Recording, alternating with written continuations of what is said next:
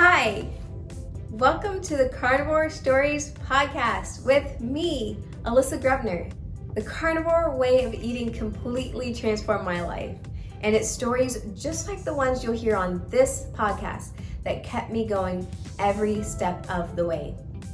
I hope you're ready to hear an inspirational carnivore story. I know I am, but first, let me tell you about the Meat-tastic t-shirts I have for sale on my spring store. It's a great opportunity for you to become a walking billboard if that's what you're into. And it's a great opportunity for you to support your new favorite podcast. You can find a link to the spring store in my bio on Instagram at Meat, M-E-A-T, Mrs. M-R-S, Grubs, G-R-U-B-S. I'll also put a link to the store in this video's description on YouTube. So check it out and get some carnivore swag.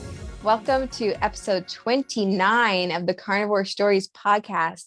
Today, I'm joined by Steph Scheeren. She is a Rivero carnivore and fasting coach, and she's also one of the co-hosts of Beyond the Scale, True Healing on YouTube. Thank you so much for being here today, Steph. Thank you for having me. I'm really excited to be here. I appreciate it. Yeah, of course. Well, let's jump right into you telling everyone about what brought you to carnivore and when was that? Okay. I'll try to give the short version, but it's 50 years in the making. So to kind of start at the beginning, I was obese from a very young age, like 4 or 5 years old. So of course I was picked on a lot in school. Pretty sure I was very food addicted already. At that young age, I would sneak food and hide to eat it, like everything from, Kraft American cheese slices to just sliced bread, or even cold, uncooked hot dogs. I remember like hiding to eat those things. Just unable to control the urges to do that. And I think that just was kind of my coping mechanism, using food to self-soothe at a very young age. But that, of course, led to feelings of shame and guilt and all of that at a very young age. I had brain fog, a lot of daydreaming, probably undiagnosed ADHD, as early as I can remember, like in the first grade. Fast forward a couple of years, I was introduced to Weight Watchers at the age of 14, which made things much worse as far as my self-esteem and, because I'm being told that what I am is not normal, basically. And it wasn't, but I didn't understand why. I didn't understand the concept of why I couldn't just be like everybody else. Then college, I skipped classes a lot due to depression and used food to cope with all of that.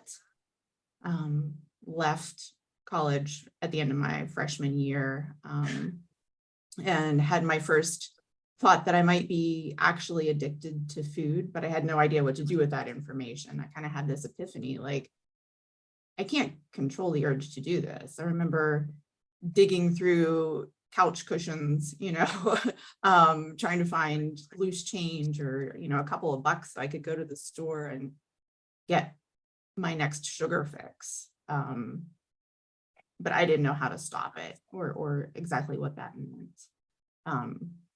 Shortly after that, I got married and had my first baby at 21. And at that point, I was over 200 pounds. Tried what I thought was healthy eating, like a lot of salads, very little meat. Of course, none of that worked. I discovered the low fat movement. So that was like early 90s. And you know, you probably wouldn't remember this, but there were like Snackwell cookies and everything was labeled fat-free. So I kind of went with all of that. I remember my mom had a stash of Twizzlers in the car or wherever she was. And she was like, well, they're fat free, so they're not that bad. Gosh, yeah. So that's one of the things that I lived on for a little while. I actually became anorexic at that point, with all of the fat-free stuff. I lived on Twizzlers, fat-free, anything labeled fat-free. So when I would eat, it would just be like fat-free popcorn or pretzels out of the vending machine at work, Diet Mountain Dew, Snackwell cookies, that kind of stuff. I was limiting myself to 20 grams of fat a day, but I also rounded up. So I would kind of like obsessively count the grams of fat that I had eaten just all day long at work, everything, just constantly going over that total in my head and adding things up over and over again, extremely obsessive. But since I was rounding up, I was probably getting less than 10 grams of fat a day. I lost 112 pounds in 7 months doing that. Somehow I ended up having a second child, and put on like 30 pounds or so. But because my mind was still in that kind of obsessive state, I didn't go back to that anorexic mindset. But I did start exercising and over exercising. So I started taking like cardio, karate classes, cardio kickboxing, and then became an instructor. So I was teaching 9 to 11 kickboxing classes a week, plus working out at home and also using laxatives. So I've done a lot of damage to my metabolism over the years. There was a lot of stress, a lot of trauma in my life at that time. Divorced, got married again, abusive relationship, had baby number 3, gained back a lot of weight, a lot of depression, anxiety. By the time that ended and I started really working on myself, met my current husband, but I was probably somewhere around 240 to 260 pounds at that time. I'm not sure exactly. I didn't have a scale at the time, but just going back through some medical records, and photos and things, I'd say that's what I weighed. So fast forward again to 2014 or so. I was finally diagnosed with Hashimoto's hypothyroidism. But that was a fight to get that diagnosis because the PCP I had at the time actually laughed at me, because he said my TSH number, the thyroid stimulating hormone number, was within the normal range, even though it was at the very highest level. He said it was still normal. So kind of laughed and said, yeah, we'd all like to blame our weight on something like that, but that's not it. You're just overweight. You need to eat less, move more, you know. He never mentioned, of course, that I had the antibodies for Hashimoto's.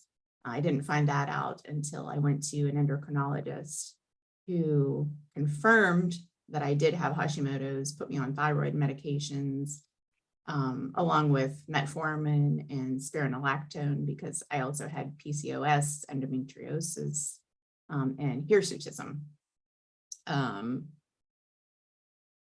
None of that really helped my weight issues or just the overall feeling like I was just always tired and always achy. And the thyroid medication we thought was supposed to help with that, but it never actually did. So she put me on a weight loss medication called Contrave. That helped with my impulse control, and kind of helped put me on the right path to figuring out that food really had a big part in why I was feeling the way I felt and my weight and overall health and well-being. I'm off of that now, have been for a couple of years, but that medication left me with some neurological issues that I'm still dealing with. So I do not recommend any kind of weight loss drug. Don't do it. It's not worth it. You can get the results in a much healthier way. Around 2016, I started eating gluten-free and just whole foods, like a sort of paleo diet, then progressed to low carb. I thought I was keto because I was eating foods marked keto, but that wasn't really the case. My macros never really matched. But the whole time that I was doing that, I was also restricting calories, like 1,000 to 1,200 calories a day. I would skip meals to try to still be able to fit keto treats into my macros. So that was a big red flag that I was really addicted to any kind of carb or sweet taste. January 1st, 2021, I started Carnivore after finding Dr. Berry because I was just tired of restricting and feeling hungry and miserable, even though I had lost a lot of weight, like 70 pounds, doing low carb, but it was all restriction and I still just felt like all the time. With Carnivore, I finally gave myself permission to actually eat and nourish my body. I was doing that on my own. No, I didn't belong to any community or anything like that. And my husband and I owned a pizza shop at the time. So that made things pretty difficult. There was a lot of temptation around, definitely. No kidding. Yeah. We had really good pizza. Pepperoni rolls were phenomenal. But I didn't do that often. That was like maybe once a month kind of thing. But for 2022, starting to January 2022, I haven't had any kind of cheats. Well, I guess if you call like Coke Zero or any kind of 0-calorie sweetener, maybe a couple of pickles is all I've had so far this year. And it's now November, mid-November.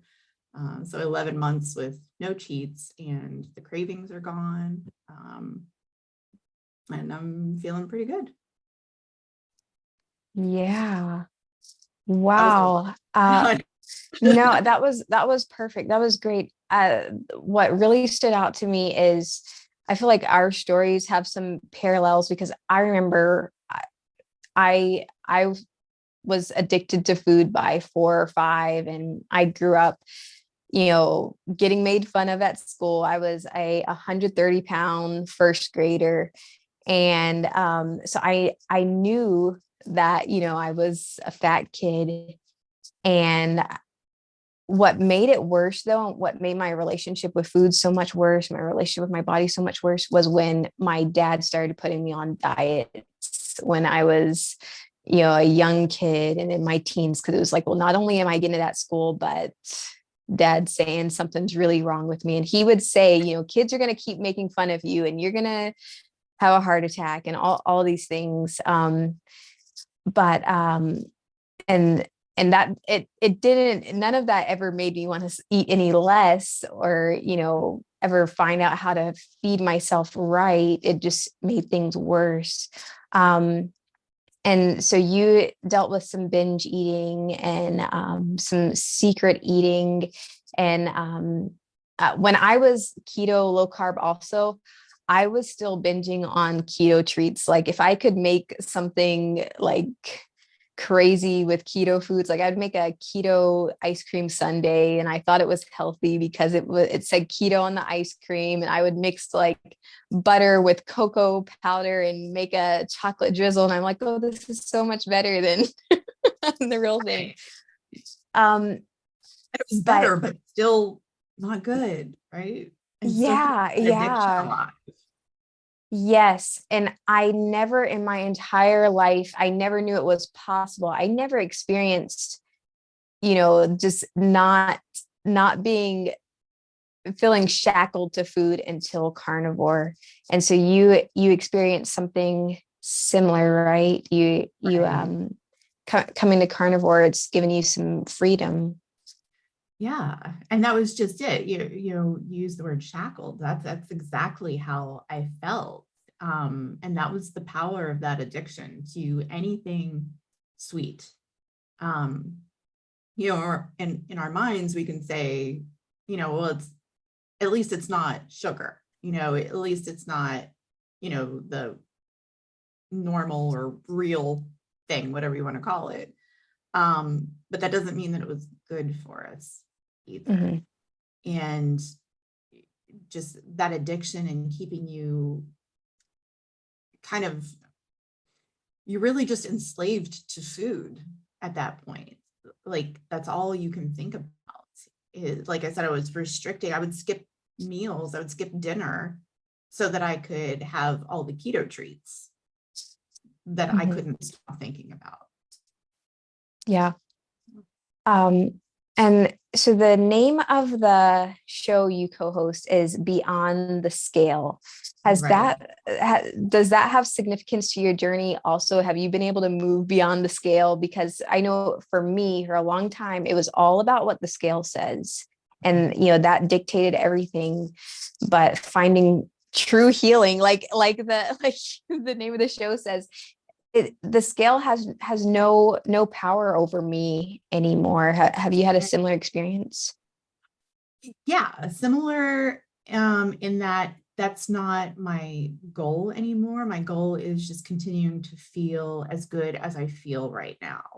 Yeah. So if I think about that number and kind of let that lead me, it just puts me back in that obsessive chronic dieting mindset.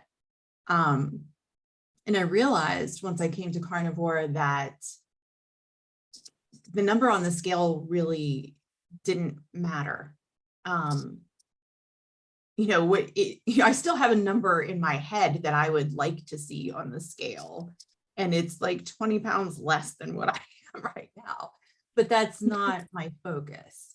So my focus and going beyond the scale and the true healing part for me really was overcoming that addiction.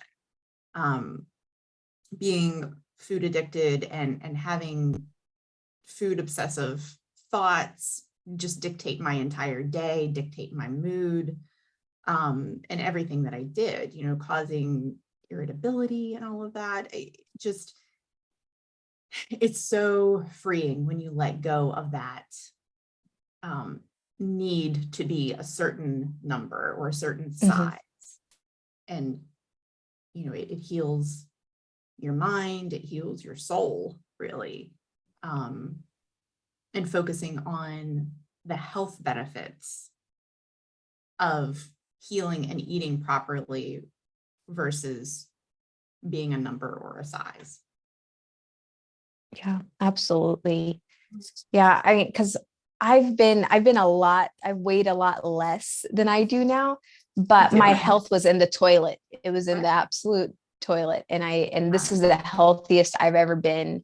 And I'm at a weight now. In the past, I would have been like, oh my God, I need to start restricting like a hardcore, but it's not a thing to me because I feel healthy and like you said, sure, I'd like to see visually the scale be like 20 less, but it's not like this pressing thing. And if it ever happens, it happens, but I'm totally content how I am now and not struggling with all those health issues. Right. And that's such a great feeling, right? It's Just Mhm. so freeing. Yeah.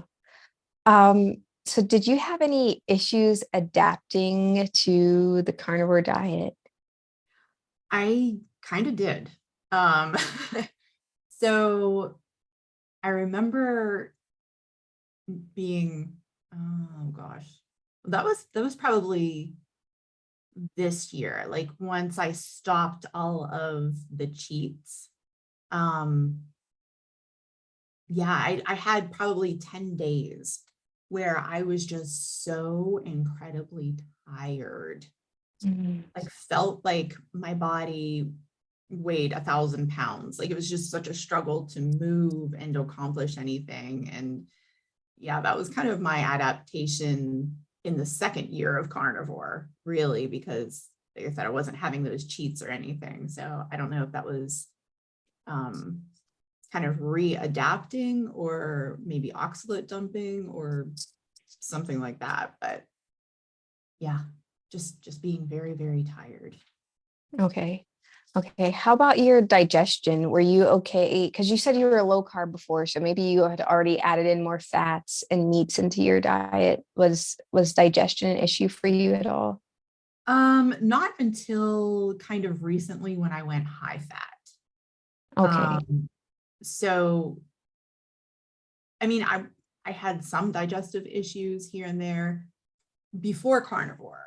I had a lot of constipation because that's one of the things that goes along with Hashimoto's. Just chronically constipated for most of my life because I didn't get diagnosed with Hashimoto's until I was in my 40s.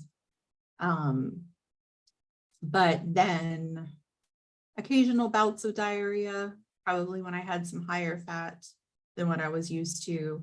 But then recently I tried to do the 80-20 version, and that caused a lot Mm, of really, really horrible digestive issues.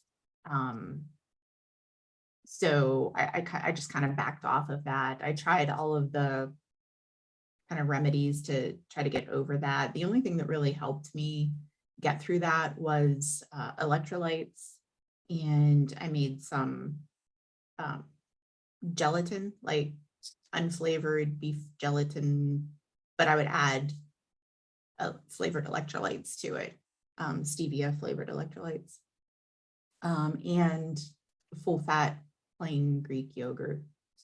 But then as soon as I would stop doing that and try to go back to 80-20, the issues started all over mhm. again. So yeah, that wasn't fun. I'll try it again, but I'll go very, very slowly and kind of Yeah. very incrementally increase my fat back to 80-20. Take a gentle approach. Yeah, yeah. I know that when I first started carnivore, like it was very hard for me to digest fat and Mm, it would give me terrible diarrhea. As time goes on, I feel like I'm able to tolerate more and more. mm, Um, and then I think for maybe the last month, I've been trying a high fat, like an 80-20. And I was really terrified to do this because of my history with, these terrible bouts of diarrhea when I had too much fat.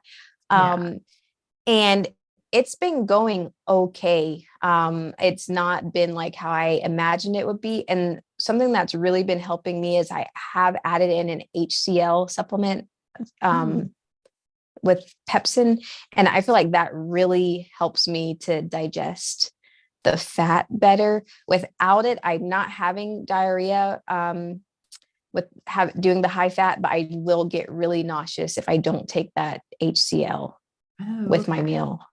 That's probably the one thing Yeah. I didn't try. I'm not that Okay. familiar with that, but I tried like the ox bile and the Okay. enzymes and dandelion root tea and Okay.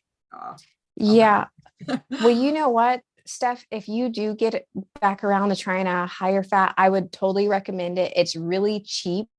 Okay. And I I had bought a bottle a while ago when I first started carnivore, and I just kind of wrote it off, and I was like, well, I'm going to try the digestive enzymes instead, which those were good and they were more expensive. So I was thinking they were going to work better. And Yeah. I just had this jar of HCl just sitting in my cabinet, and something told me to try it out while I was trying this high fat, and that ended up being like a big thing for me. So that's something I'm trying to like get the word out about now is hydrochloric Wow. acid. Yeah. Yeah. Because our, I our will definitely stomachs try make it that. anyways, but Wow. like I know from years of dieting or even Hashimoto's, I think that can cause you to have lower stomach acid too. Mm. Yeah, that's good to know. Thank you. I appreciate that tip. I'll make sure Yeah. I have some on hand before I try that again. Yeah, definitely. Okay, well, what do you eat now? What do you eat in a typical day? So now it kind of varies day to day, but like mostly just red meat, and some eggs. I've backed way off on the butter and everything, just because of those digestive issues. Um, but and bacon, mostly bacon, eggs, ribeye, ground beef. Um, yeah, that's about it. Once in a while, we'll do like a pork roast or chicken thighs, or my husband will get on a kick for chicken wings, and we spend a Mhm. lot of time and money at Buffalo Wild Wings. So, Okay. but for the most part, day to day, it's just beef, bacon, and eggs. Okay. Um, do you just season with salt or do you use other seasonings? Most of the time it's just salt, but like if it's wings or chicken thighs or something like that, I like to add Carnivore companion seasoning Okay. or Redmond seasoned salt or something like that, just for a little, because chicken can be kind of bland. Yeah, So chicken needs some help. It yeah, definitely. it does. Yeah, those Yeah. are some really good helpers. They're delicious. And sometimes some taco seasoning from Carnivore Companion, to ground beef. Like if I'm just having a bowl of ground beef, then I'll add some. For the Okay. most part, it's just salt. Okay. How about dairy? Do you include dairy? Um, very rarely. So just in the form of butter. Um, a little bit of heavy cream, maybe a couple of times a week, like 2 tablespoons, a couple of times a week. Um, or if I'm having digestive issues, then the Greek yogurt. But other than that, Okay. it's not a lot. I'm not a big cheese person. Not that I don't like it, it's not something that I naturally go for. Okay. Yeah. I envy you because I feel like cheese is like it's my weakness. That's the Yeah. one thing I can go overboard on. And then the thing is, like because I'm never gonna restrict ever again in my life. I'm a carnivore. I can eat as much as I want. But the problem is dairy does give me inflammation. So it's like if I have too much, I know I'm not gonna feel that great. But I Yeah. love cheese. Um, oh, I've noticed that too. If I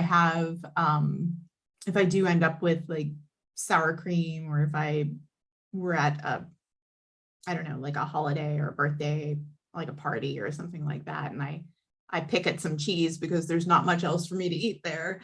Um, then the next day I definitely have inflammation, even just with the smallest amount. So mhm, mhm. yeah. Yeah. So speaking of gatherings and parties, Thanksgiving is next week. Can you believe it? Oh my gosh, I'm not Yeah. ready. This will air much later than Thanksgiving, probably January. But what are your plans for Thanksgiving? Are you having something at your house or are you going to be going to someone's house? I'll be hosting Thanksgiving. So I have 4 adult children. Oh, and they're all out of the house. So they'll all be here.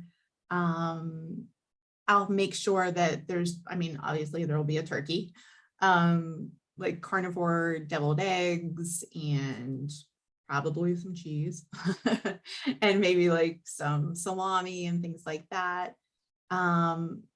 But then I'll also have the things that they eat because they're mhm. not carnivore. So I can control what's here, but I'm also, making sure that they have the traditional stuff that Yeah. they like because they're adults. They're like your age and I want them to still come and see me. So Mhm.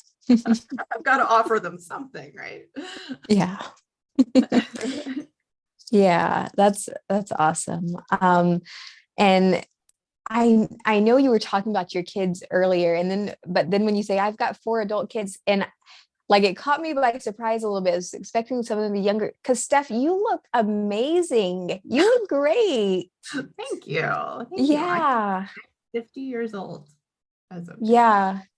And you've got a glow. You look youthful. You sound youthful. You're winning. You're doing a good job. I'm trying. That's my goal. Like I want to grow old, but not be old. You know what I mean? Yeah, Like yeah. I want to be an active elderly Hmm. person. I don't want to be confined or restricted in what I'm able to do. I want to live. I want to live a long life, but I want to spend that living, not Yeah, trying to survive. absolutely. Yeah. Um, well, has your family been pretty supportive of your diet change? Yeah. My husband actually joined me as a carnivore probably about a year ago or close to a year ago. We sold the pizza shop, so he's not tempted by Okay. all of that anymore. Um, my kids, they're supportive, but they don't show any interest in Hmm. changing. My youngest, who also has Hashimoto's, um, I've convinced her to go low carb. She'll do it for a couple of months, and then she kind of falls off because she's out on Hmm. her own. She'll be 21 in a couple of weeks. Okay. So she's out doing her own thing, but she does notice that whenever she does follow more low carb and less processed food, that she feels a lot better. Her inflammation goes away. She actually lost 26 pounds doing it. Her endocrinologist was in awe. Yeah. Yeah, that's a big deal. Um, well, you mentioned how carnivore has really helped you with your relationship with food, and it's eased your Hashimoto's. How about hormones as you're getting older? Um, and sometimes, women, we can have imbalances. Have you experienced any relief in that area? I have. Now I lost my period when I was in my probably early 40s, and it never Okay. really came back. So I guess I kind of skipped over all of the menopause stuff. I assume I'm postmenopausal at this point.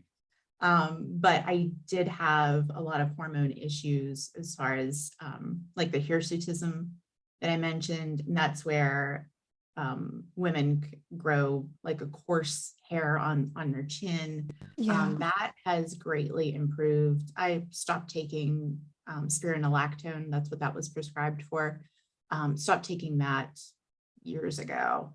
But I noticed a huge improvement in that since going carnivore. Um, my hair was falling out like at an alarming rate. It's still a little thin, kind of in the front here, Mhm. but it stopped falling out like around March of this year. And it actually started growing back. So I have a lot of like new growth kind of short stuff that always sticks out and pokes me in the eye. But my hair loss has slowed down or stopped, and it's now growing back. So that's huge. Yeah. My thyroid medication has been reduced 3 times this year. And That's awesome. I imagine it'll be reduced again. I have blood work coming up in the next week. But I've kind of got symptoms of having too much medication, like leaning more hyperthyroid instead of hypothyroid. Mhm. So I imagine that medication will be adjusted again. But yeah, lots of hormone improvement there. Yeah. Awesome. Yeah, I'm glad you brought up it's called hirsutism. Is that what? Hirsutism. Hirsutism. Okay. Yeah, Yeah, I I've think I never pronounced that. been, I've never been like formally diagnosed, but since I was a teenager, I would have it, it was, it was like hair on my face and Me too. and a Yeah. thicker mustache. Mhm. And I always thought it was like hereditary, like, and it just showed up because I wasn't blonde and like that there wasn't much I could do about it. And I would always joke that, oh, my husband thinks I'm so pretty because he wears thick glasses and most of the time he doesn't have his glasses on. But that's something that I did not expect coming to carnivore to really be improved, because I would have to wax all the time, or I really have like a 5 o'clock shadow. And like I remember Right. when the pandemic started, I was actually happy to wear a mask for a little while because I was I covered up. know. I know. Like, I don't have to shave today. I'm gonna wear a Yeah, mask all day. yeah. But that's been something that has greatly improved because I haven't had to wax my face in a long time. And it's not like I looked in the mirror the other day because I was like, oh, it's been a while. Am I just walking around here looking like a Wookiee or something? But no. And I had a lot of hair fall out too, and my hair has gotten really thick. And yeah, so that's a really cool benefit to carnivore. If there's anybody out there listening, it is really embarrassing as a woman, as a young girl. I remember people pointing it out, and just know there's hope, that's something that can be healed through this way of eating too. Yeah, absolutely. um all right, Steph, well, I have one last question to ask you before you go. What advice would you give to someone just starting out on carnivore, or just thinking about maybe giving it a try? I'd say ease into it. Especially if you have any kind of notion that you might have like a food addiction issue. Just kind of go slowly. It'll really ease those adaptation symptoms. So kind of just taper off the processed food while increasing the amount of meat that you eat, and then start decreasing the veggies and increase the meat that you eat along with the fat. And kind of tune out all of the noise that you hear in the carnivore space right now. Like, just get to carnivore first. Don't worry about ratios and macros and all of that. Just be gentle and go slow. Awesome. That's a great piece of advice. And then will you let everyone know where they can find you if they were interested in coaching and connecting with you, or the Beyond the Scale show? Yeah. So YouTube, it's Beyond the Scale True Healing. You can find us there. For coaching, I have a website, thecandidcarnivore.com. That's also my, I have a Facebook page with the same name, and that's my handle on Twitter and on Instagram. You can find me there. Anything The Candid Carnivore, that's where I am. Awesome. Well, thanks again, Steph, for being on the show today. You did a great job. Thank you so much for sharing your story. Thank you so much for having me and letting me share that with everybody. I appreciate it. That's it for today. Until next time, stay meaty, stay strong, and stay inspired. Do you have a carnivore story to tell? Connect with me on Instagram at meat, M-E-A-T, Mrs. M-R-S, Grubs, G-R-U-B-S. I would love to interview you, and the world needs to hear your story and how meat heals. Thanks so much for watching and all your support. Bye-bye till next time.